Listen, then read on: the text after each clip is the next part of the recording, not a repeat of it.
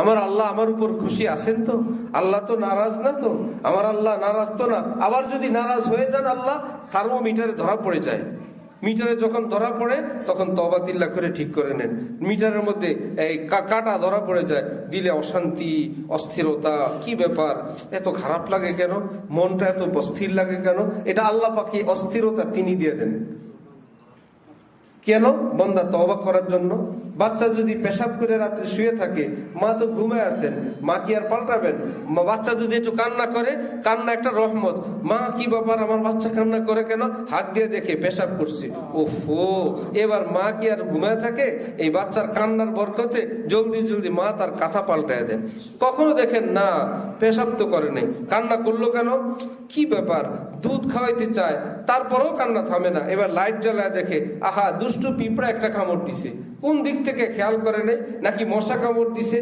কান্নাটাও একটা রহমত হয়। তো ঠিক বান্দাকে রব্বুল আলামিন ভুল বিচ্যুতি হয়ে গেলে একটা অশান্তি লাগাই দেন। অশান্তি লাগাইলেই বান্দা কান্নাকাটি শুরু করে, আল্লাহ আমাকে মাফ করেন, আমার ভাল লাগে না। রব্বুল আলামিন বলেন, এই কান্নাকাটি রুচিলে আমি বান্দাকে মাফ করে দিয়ে দিই।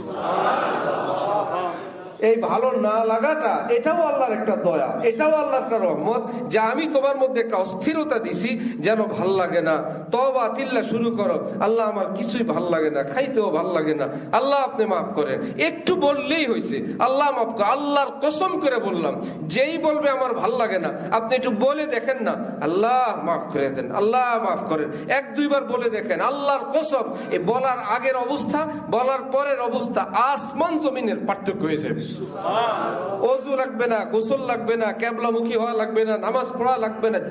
যে হালে আছেন, যেখানে আছেন, যেখানে আছেন, শুধু একবার দুইবার আল্লাহ মাফ করে দেন, আল্লাহ মাফ করেন, আল্লাহ দয়া করেন, আল্লাহ মেহেরবানি করেন। এমন আল্লাহ, এত রহমওয়ালা আল্লাহ, তিনি ডাক দিলেই তিনি জবাব দেন, মাফ চাইলেই তিনি মাফ করার জন্য অস্থির হয়ে যান, যে আমার বান্দা আমাকে ডাক দিছে, আমার কাছে মাফ চাইছে। আবার তিনিই বলেন, মাফ করতে পারলে আমি তোই কি খুশি, আমি আরো খুশি হয়ে যাই। বান্দার চেয়ে আল্লাহ বেশি খুশি হয়ে যান মাফ করলে।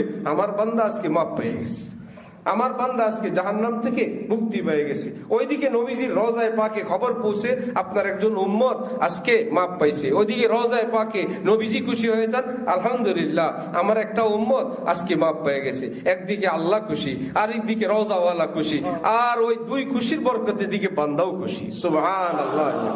আমার ভাইরা, এরকম দিল আল্লাহ আমাদের সকলকে হাসিল করার তৌফিক দান করেন।